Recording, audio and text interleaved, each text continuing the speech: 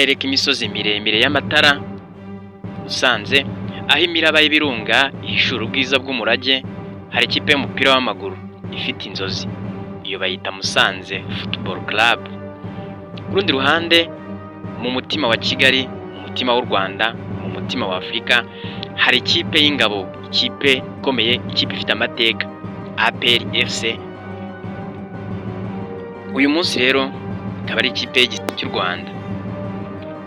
Uyu munsi turarebera hamwe urugendo rw'izo kipe, amateka, ibigwi byazo muri 2025 n'uburyo bahanganye mu mupira w'u Rwanda kubera umukino uteganyijwe kuza kubahuza kuri uyu munsi ku itariki 22 Ugushyingo 2025. Ese ubundi imizi y'aya makipe yatangiye gute, yabayeho ate? APR yashinzwe mu mwaka wa 1993, ishingwa yitwa Arme Patriotique Rwandaise. Ni ikipe y'ingabo z'u Rwanda, bakunda gukinira ku kibuga cyitwa Kigali Pele Stadium, stade ifite ubushobozi bwo kwakira abantu 2022. APR ni ikipe imwe mu makipe y'ibirangirire mu Rwanda ndetse no hanze yarwo, kuko yegukanye shampiyona iheruka ndetse imaze imyaka 6 yegukana shampiyona byikurikiranye. Naho Musanze ni ikipe ikomoka mu karere ka Musanze, ikinira kuri stade yitwa Ubworoherane. Amabara yayo ikunda kwambara ni umutuku ndetse n'umweru. Umuyobozi wabo bamwita Tuyishime Placide, naho umutoza wabo ni Sostene Habimana bakunda kwita Rumumba. Mu mwaka wa 2025 APR yabaye shampiyona w'u Rwanda 2025. APR yegukanye shampiyona ku kigero cya 67.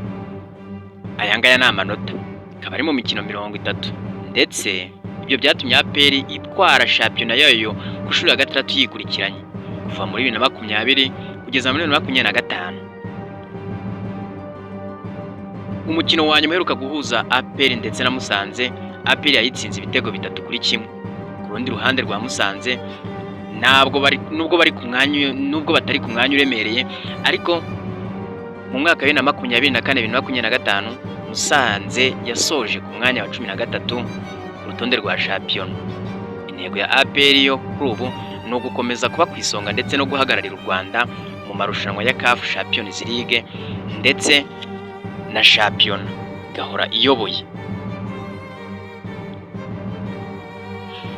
Amakuru mashyashya akomeje kuvugwa ndetse nihangana hagati y'aya makipe, APR yashyizwe umukono yuko igomba gutsinda imikino myinshi ndetse igakomeza gushimangira ko ari ikipe y'ingabo ifite intego yo kwaguka no gukomeza gutsinda ibikombe byinshi byose ndetse bikinirwa hano mu Rwanda.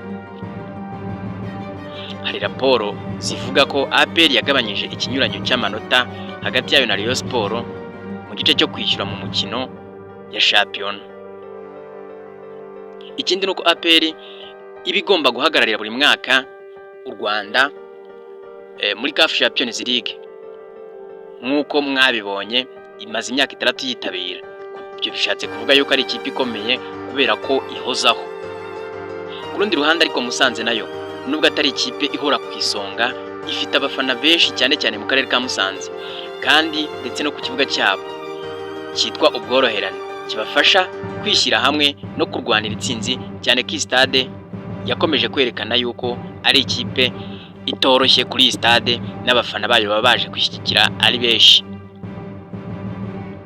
Kuba APR ifite inyungu yo kwaguka nuko Musanze ishaka kwerekana ko ishoboye mu guhangana n'amakipe akomeye, biraza gutera umukino wabo kuba urukurikirane rw'imbaraga nyinshi mu bihe biraza gukurikira. Biraza gushingira ku bakinnyi bafite ubunararibonye mu kibuga cyo hagati ndetse no mu rwugarizi kugira ngo bagaragare mu mukino ikomeye. Aha ndi kuvuga kuri APR abakinnyi barimo nka Jean Claude Iranzi ndetse na Nigena Clement. Aba n'abakinnyi bakomeye bakunda kugira uruhare runini mu gutanga imipira, gucunga umupira ndetse no gushyira berekeza imbere. Ba rutahizamu ba APR bagomba kuza kwerekana ko gutsinda cyane ari ibintu byabo, kugira ngo ibone amanota menshi ndetse ikomeze gutera imbere, ikomeze kuyobora shampiyona y'u Rwanda. Naho ku ruhande rwa Musanze iraje gukomeza kwerekana ko kugira ngo itere ibitego byihuse ndetse no kwifashisha umuvuduko kugira ngo yinjize ibitego nk'uko basanzwe babyerekana kuri ya stade yabo ya Musanze. Abakinnyi b'imbaraga bo hagati mu kibuga baraza kugira uruhare mu gucunga umupira, kurinda inyuma no gutanga imipira yihuse. Umutoza wa Musanze Sostene araza gushaka uburyo yakoresha umuhate w'ikibuga, ibyo bita home advantage, kugira ngo abanyamuryango n'abafana ba APR bishimishe kandi bagire intego yo gutsinda APR. Ubundi umukino ushobora kuza kuba ikigeragezo gikomeye kuri Musanze nimba bashobora guhangana na APR mu rugo, bikazaba ari ikimenyetso cy'uko bashobora no kuzamuka bakaba ikipe y'icyitegererezo, ntago ari underdog gusa nk'uko abantu benshi bagenda babivuga. Ku ruhande rwa APR gutsinda Musanze no gukomeza guhangana mu myanya y'imbere muri shampiyona ni ikintu gikomeye cyane, uko amakipe yombi ateye imbaraga, uko abafana batera inkunga, n'uko abatoza biyemeje gukina umukino ufite intego, byose bituma uyu muhuro w'igice cy'ingenzi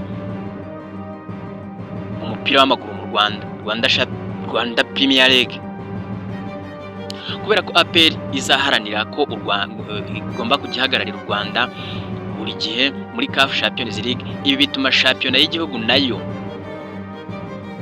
iba ntayo gukina gusa, ahubwo ari gateway kwerekana ko imbaraga zayo ni ku rwego rwa Afurika.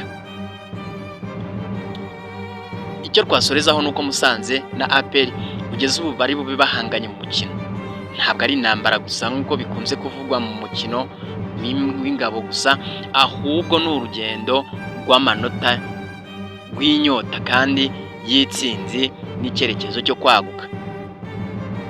Amateka, imibare ya 2024, 2025, amakuru mashya ndetse n'abakinnyi bitezwe, byose byerekana ko uyu mwaka utaha ushobora kuza kuba umuravumba mu mupira w'amaguru mu Rwanda. Uyu mwaka 2025 rero 2026 bishobora kuza gukomera, bishobora kuba ari uburure ku makipe makuru ndetse n'amatoya.